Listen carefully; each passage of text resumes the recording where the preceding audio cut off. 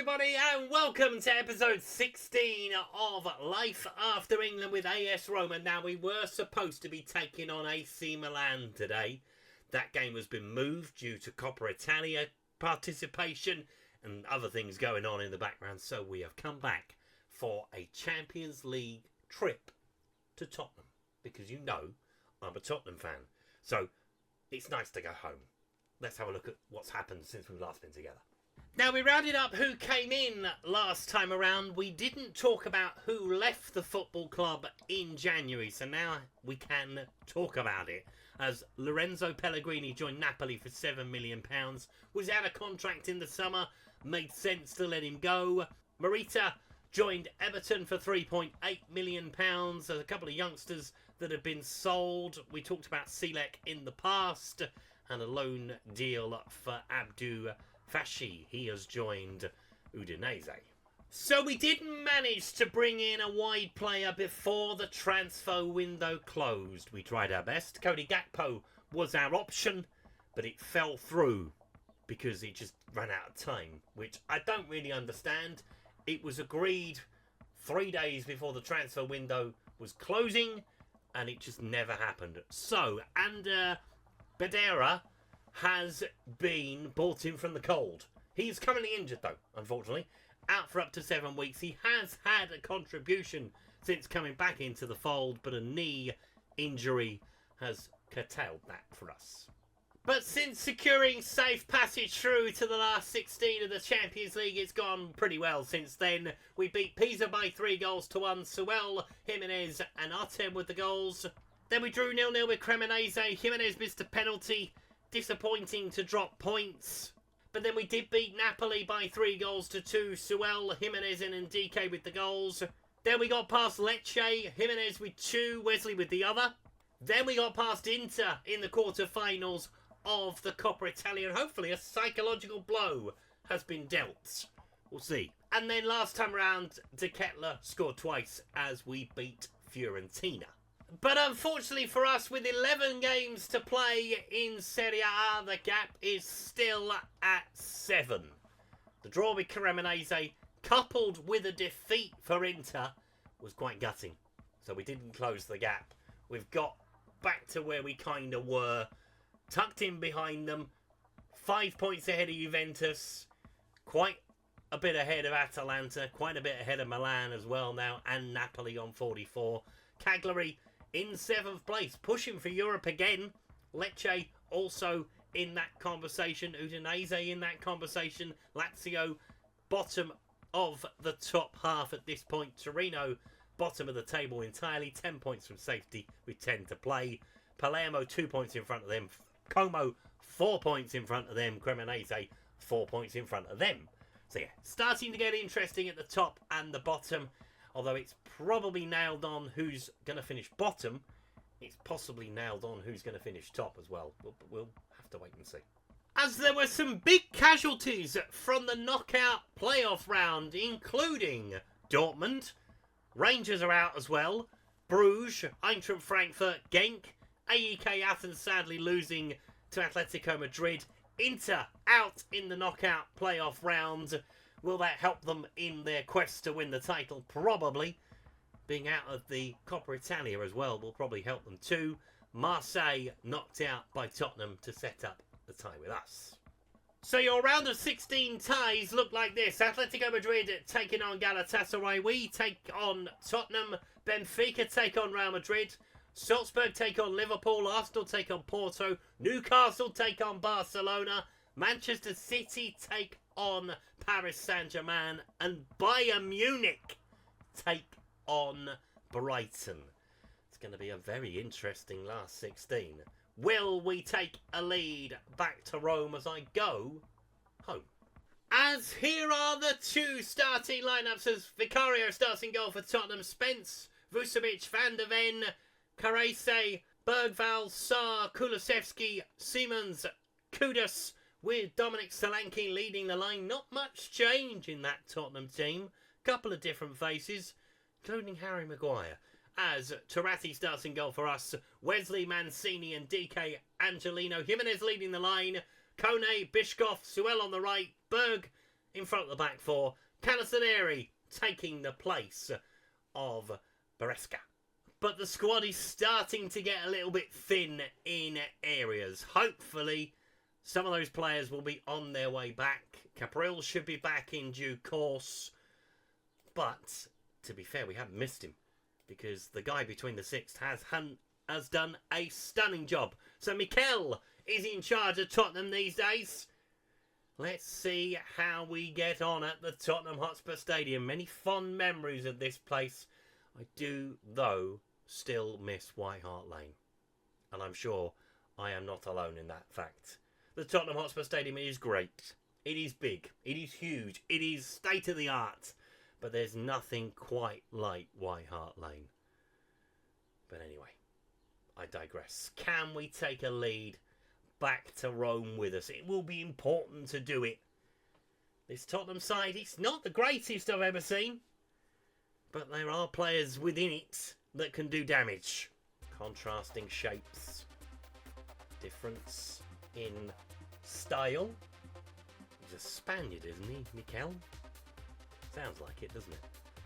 As Van der Ven has a free kick early doors. Plays it into Bergval. On towards Vucevic.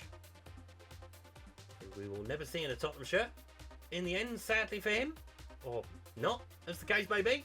Solanke with the ball inside the penalty against the Cholet fires it into the back of the net. Okay, Dominic Solanke's upset with me. 3 goals in the competition, and inside a minute and a half, Tottenham lead. And I didn't go yay, so I'm quite happy. Lucas Bergval with the ball.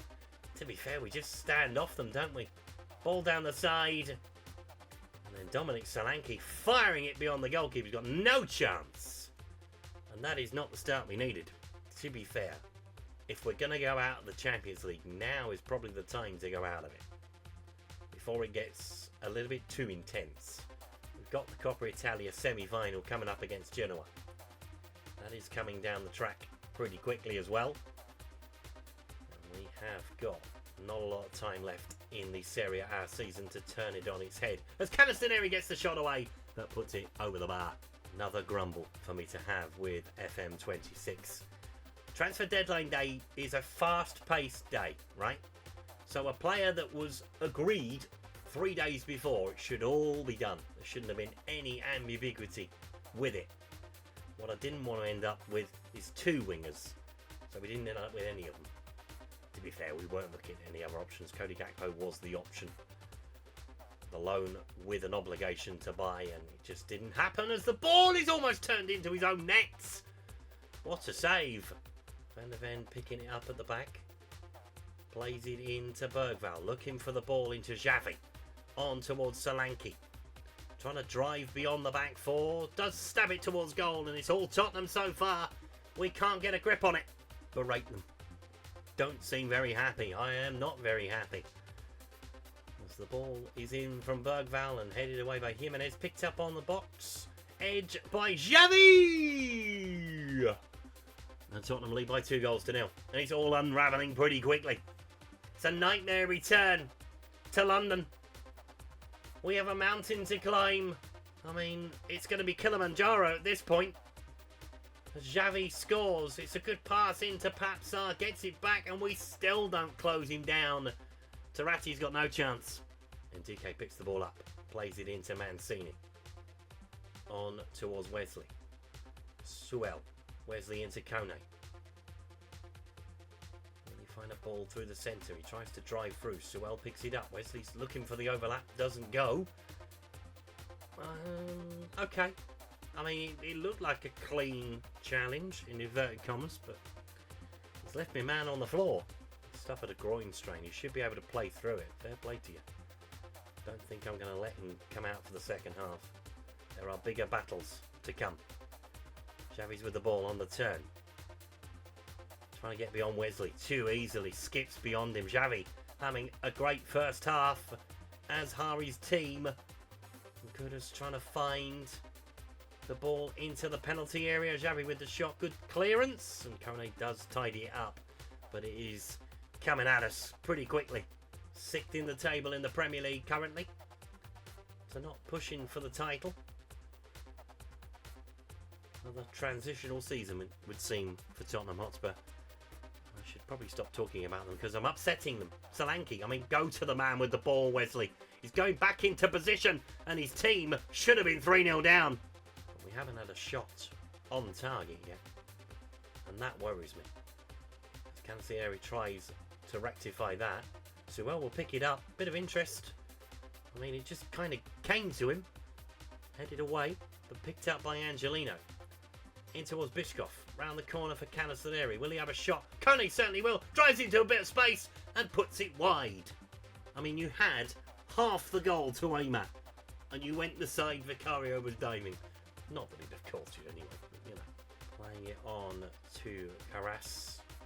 Onto Kudus again, tight to the touchline. Javi, plenty of space. Wesley should be able to deal with that. Just turns it into the path of Mohamed Kudus. And I tell you what, Mikel can be happy. I am not. That whole entire right-hand side. I mean, we've not got Couto at the moment to bring him on at half-time. Otherwise, I would. Looking for a teammate in Kone. Round the corner for Sewell. Looking for the overlap from Wesley. Finds him. Low 1-2. That's it. At least try and work together. Sewell finds Kone. Finds it into Wesley. Will he get a shot away? No, he lays it back to Kone. He will have a go from distance, but Vicario with an easy save. In towards Bergvall. Given away by Spence into Bishkov. Tottenham giving us a helping hand as we close in on half-time. I mean, we definitely need it. Sewell with the ball, trying to make a run through the centre. Oh, it's a decent shot, but yeah, go low, I think. And that is probably going to be half-time. We've had a shot on target at least, but we haven't really tested Vicario at all as Tottenham lead by 2-0 at half-time. We have a mountain to climb. And we are not the only ones. Look at Galatasaray. Look at Newcastle beating Barcelona. Wow. Right. So Wesley is going to come off at half-time.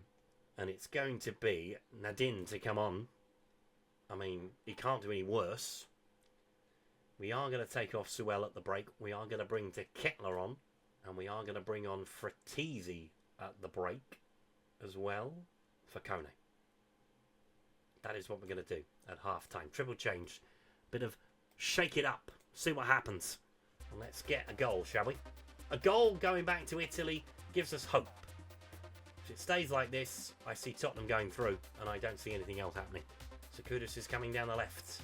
There are runners off the ball, including Kulusevski at the far post, but he has headed it wide. And I'll tell you what, we are being let off something chronic here. What do I do? Demand more? I mean, you need to show up, boys. This is the European stage. You know, we've done well to get this far. Don't go out with a whimper. And it looks like that is exactly what's going to happen here. I'll have to concentrate on domestic stuff for the rest of the season, which I don't mind so much. But yeah, the 7-point gap, it ain't going to get much smaller, I don't think. Although we do play Inter on the final day of the season. Lots of information coming at you today because there's not much going on the field. From our perspective, at least, Tottenham are running rings around us. Kudus with the ball. Plays it in, looking for Solanke. Will he win the header? He will. Good save from the keeper. So yeah, we play Inter on the final day of the Serie A season. So it could be a guard of honour for them. If we can get it to the final day, it's going to be a fantastic final day. But it's getting it there. That's the trick. Would have loved to have played them in maybe a couple of weeks' time after the international break, maybe, and then yeah, seeing where we could go. Right, we're going to make a change. We are going to take Berg off. He is quite important to us. Not had a great game. He is not on his own. So we're going to chuck Mikel Moreno on to hear the reception, and Hermoso's going to come on for Angelino. I think that's all we can really do. Just try and shackle Tottenham from here and see where it takes us. We aren't going to come back from the second leg at this point unless we can grab one. It's all on to Milan because that is a huge game at the top of the table for us, because there are many of those to come down the track. If we play like this, the title race will be over sooner rather than later. It's been disappointing. To be fair, we've done well in the league lately. We missed our opportunity once with Inter, Will we get another? Bergvall inside the penalty area, driving towards goal. Hermoso whacks it into the stands. And to be fair, we survived the second half. It's still 2-0. Although James Maddison is making waves down the left-hand side. Can he pick out a teammate? Will he pick out a teammate? Will he go alone? He does go alone, and Ndike gets it off the line. And that about keeps us in the tie. Just about. As my trip to London, well, it's not been an exciting one. Perhaps we'll go and do some sightseeing before we go home. Buckingham Palace, Leicester Square, all those places that you go. Tower of London. Where else do you go in London? I don't go to London that often. I go to London 10 months of the year. I don't tend to go when it's not the football season. Conor Gallagher's on for the final minute, and hopefully we can survive the final attack of this one. Tarati is looking like he's going to try and come and claim this.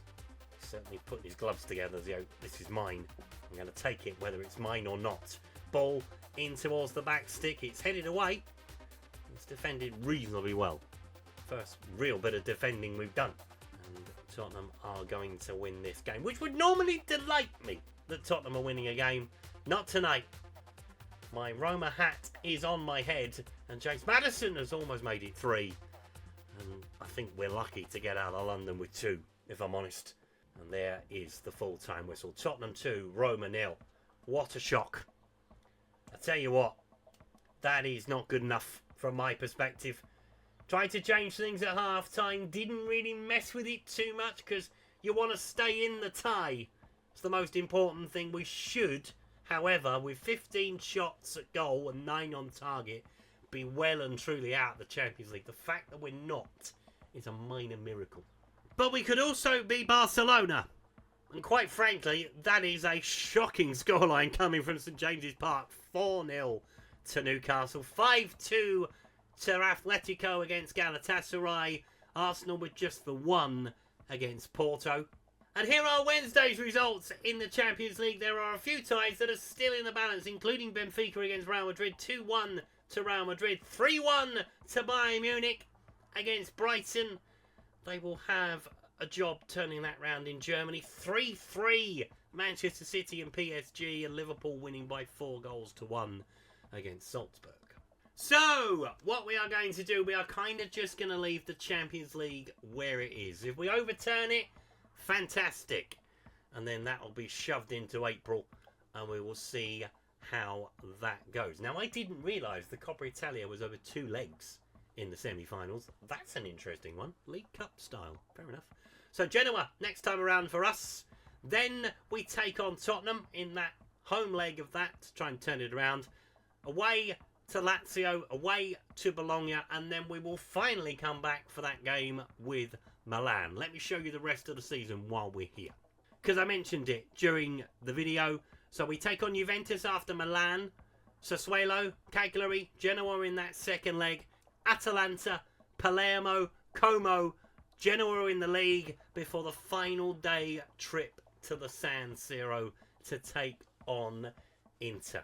Can we close the gap to them by the time we get to Milan? Fingers crossed. Let's see what we can do.